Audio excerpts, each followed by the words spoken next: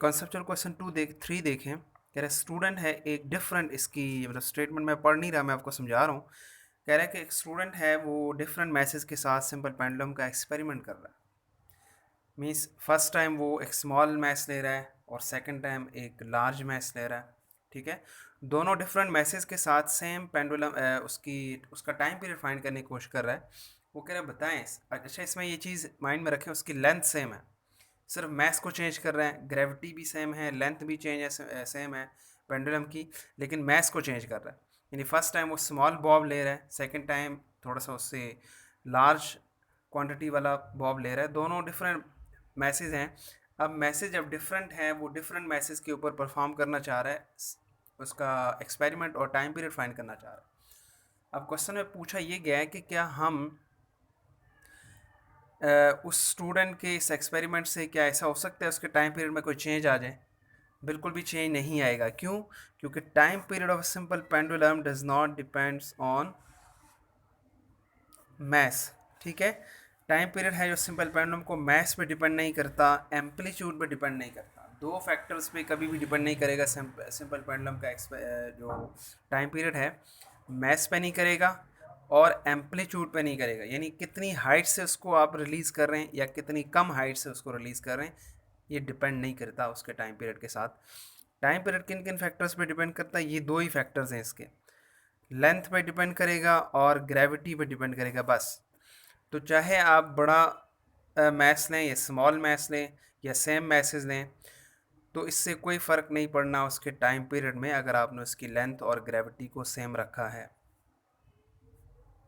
Next question देखें। Next question 4 है कि कह रहा है कि कौन सी ऐसी टाइप है वेव्स की जिसकी प्रोपगेशन के लिए, क्वेश्चन 4 में पूछ रहा है कि कौन सी ऐसी टाइप है वेव्स की जिसकी प्रोपगेशन के लिए हमें उसके प्रोपगेशन के लिए हमें मीडियम की ज़रूरत नहीं पड़ती। यानी मीडियम इंडिपेंडेंट वो कौन सी वेव्स हैं? इलेक्ट्रोमैग्नेटिक वेव्स हैं। इलेक्ट्रोमैग्नेटिक वेव्स की प्रोपगेशन के लिए, ट्रैवलिंग के लिए हमें कोई मीडियम की रिक्वायरमेंट नहीं होती। यानी मीडियम मीन्स यहाँ सॉलिड है, लिक्विड है, गैस है, प्लाज्मा है, इस तरह की सारी बातें हैं जो मैटर एग्जिस्ट कर रहा है। यहाँ वेव की ट्रांसफॉर्मेशन के लिए हमें मीडियम की रिक्वायरमेंट नहीं होती, वो इलेक्ट्रोमैग्नेटिक वेव्स हैं। इलेक्ट्रोमैग्नेटिक वेव्स मीन्स लाइट है और जितने रेडियो वेव्स हैं, अल्ट्रावायलेट रेज हैं, सारी इलेक्ट्रोमैग्नेटिक वेव्स हैं। इनकी प्रोपगेशन के लिए मीडियम की कोई ज़रूरत नहीं होती। मीडियम हो तब भी ट्रैवल करती हैं, ना हो तो कोई इशू नहीं है, वो इजीली प्रोपगेट करती हैं। तो सिंपल इसका आंसर है इलेक्ट्रोमैग्नेटिक वेव्स, जो कि मीडियम इंडिपेंडेंट है। लास्ट क्वेश्चन में पूछ रहा है कि एक रिपल टैंक है, उसके अंदर रिफ्रैक्शन हो रही है। रिफ्रैक्शन का फिनोमेना यहाँ हुआ है रिपल टैंक के अंदर, और वेव डीप से मूव करके शैलो वाटर की तरफ आ गई हैं। क्या अब यहाँ पर चेंज होगा, उसके स्पीड में क्या चेंज होगा? ठीक है, इस क्वेश्चन में पूछ रहा है कि एक रिपल टैंक है, उस रिपल टैंक के अंदर आपने रिफ्रैक्शन वाला फिनोमेना किया है, यानी एक ऑब्स्ट्रकल इस तरह से उसके अंदर एडजस्ट किया है कि कुछ वाटर उस ऑब्स्ट्रकल के ऊपर से फ्लो कर रहा है और कुछ उसकी बैक साइड पे रुका हुआ है। अब यहाँ दो हमारे पास मीडियम बन गए, एक मीडियम के अंदर एक डीप वाटर, एक शैलो। अब डीप वाटर के अंदर से वेव मूव करके शैलो की तरफ आती है, तो यहाँ पर क्या होगा? ठीक है, जब हम देखेंगे यहाँ पर कि डीप से शैलो की तरफ वेव मूव करती है, सपोज करें कि हमारे पास डीप वाटर है और ये हमारे पास शैलो वाटर है। जब यहाँ से वेव आ रही है तो आगे आने के बाद उसकी वेव लेंथ चेंज हो जाती है।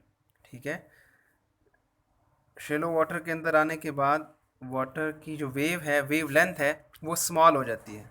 ठीक है, वेव लेंथ स्मॉल हो जाएगी। यहाँ वेव लेंथ लार्ज थी और यहाँ आकर वेव लेंथ स्मॉल हो गई है। तो हम इस इक्वेशन के अकॉर्डिंग देखें, अगर फ्रीक्वेंसी को कांस्टेंट रखें, वेव इक्वेशन के अकॉर्डिंग देखें, फ्रीक्वेंसी को कांस्टेंट रखें, वेव लेंथ जितना चेंज होगा वेलोसिटी भी उतनी चेंज हो जाएगी। अगर वेव लेंथ स्मॉल है तो वेलोसिटी भी स्मॉल हो जाएगी। अब वो पूछ रहा है शैलो वाटर के अंदर यहाँ जब वेव पहुँच जाएगी उसकी वेलोसिटी में क्या चेंज आया होगा? उसकी वेलोसिटी डिक्रीज़ कर चुकी होगी। क्यों डिक्रीज़ करेगी?